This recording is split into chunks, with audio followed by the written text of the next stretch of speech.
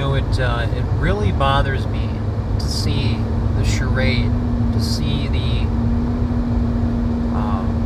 script that's being played out in a freak-out mode for the past 3 years. The whole disclosure script, objects in the sky script, and the general threat script. I would joke around about it at times, but my joking has found its way to the back burner because it's getting so serious now that comedy isn't even working for me as a therapeutic means. A lot of times dark humor is something that's okay to use to help you get through the overwhelming realities of mind control. In the Atlas script, the Atlas theatrical sci-fi illusion, this is just insulting. And as I've brought up before, anytime a planet is in a situation where a spiritual event is about to happen, in this case it'd be Ascension timeline is nearing, and the powers that be will do anything they can to fool the public into shifting their consciousness out of alignment with the Christ impulse. Christ impulse is a non-religious term. It's a occult term. Christ consciousness is the ultimate goal for a planet that's still in 3D, still in our phase, which also means seeing love and compassion in everything. To fool the public out of tapping into this Christ consciousness, fear is the main ingredient they use. And the fear has to be disguised in many different forms. I mentioned many times after COVID this started because people were loosening up their spirit particles that's attached to their soul stream. Let's just say it like that. And I made fun of the brain entities because I don't know if people remember now, this was a short-lived thing where there were brain entities, which was clearly a piece of safety blanket on a drone crane, but it was so obvious that that's what it was. That was part of the insult. Now, I brought up Mary Magdalena churches and how they took a vital spiritual symbol of Mary Magdalena and then removed her sacred sites and made her a prostitute. This is what they're doing right now with Atlas. This is what they're doing with all sky phenomena. It's something that I mentioned a long time ago, which is extremely important.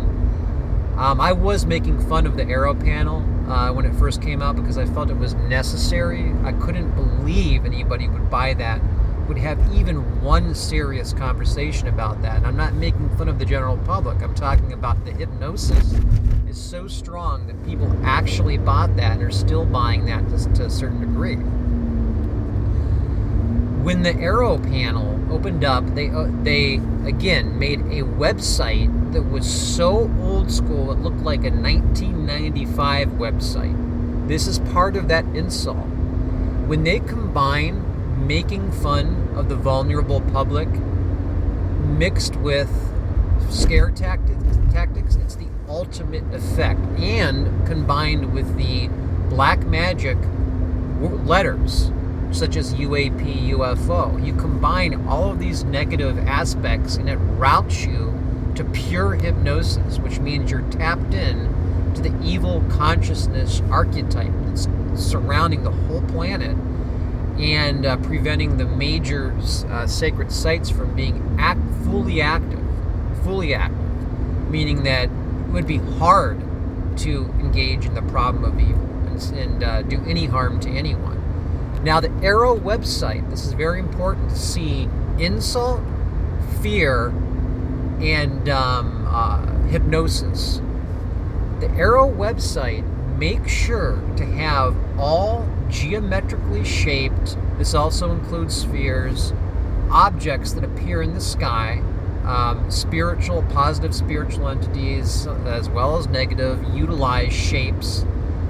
And they made sure to cover triangles and spheres specifically with moving mechanical parts. And on that website, you see all these examples of machines that have observable, moving, flashing parts. And specifically, the triangles and the spheres have rotating metal pieces. That's the insult. The insult is trying to make you think like that means anything. What they're doing is they're deterring you from thinking about objects that have no parts and are see-through and have spiritual colors in them depending on your progress. This is related to crop circles, the maps. I can only say so much, because if you're supposed to be a mystery teacher, this will just come to you. It'll appear in the astral light. It'll appear in the information light, and you will be led to know what time it is. Mystery students need to be aware of this. They need to be aware of things that the mystery teachers will not be prone to be fooled. They won't. They'll see it easier. So, the Atlas object. I've been talking about this stuff for years now.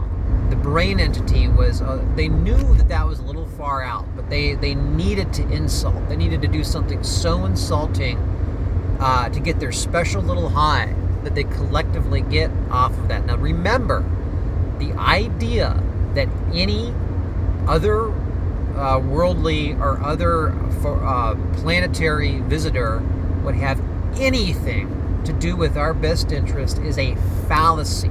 That's by definition a fallacy, meaning that most likely anybody visiting us would have completely different ideas of things like I've mentioned before, like morality, compassion, empathy.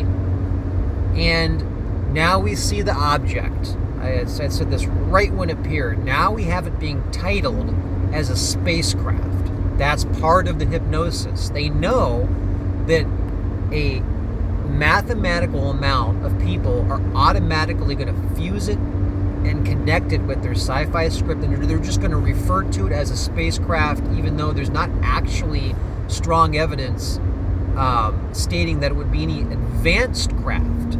It's a craft that doesn't use spiritual elements, hence Harvard professor is calling it a craft. Now, I've made the knockdown argument saying if it was anything advanced, it wouldn't be moving observable. The observable phenomenon is either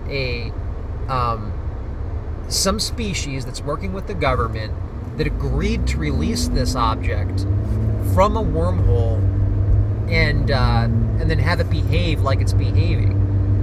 And I was logging on to my email and I saw something demanding NASA released footage from the object that's headed towards us at fast speed.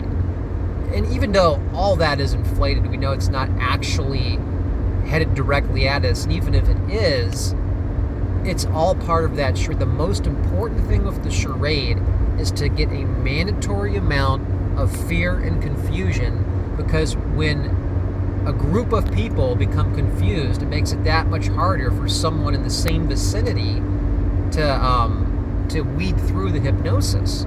That's just like when they say, you know, how the meditators in a certain town, they all got together and started meditating and the crime rate dropped. Well, look at that on a large scale. If the more people that are confused and scared, the less effective spiritual leaders can be with your consciousness grid fragmented. Again, if the consciousness grid was together, we wouldn't have these problems. You wouldn't need leaders, and you wouldn't be able to be fooled by all this media hypnosis. You would just automatically know, like I know, it's bad acting.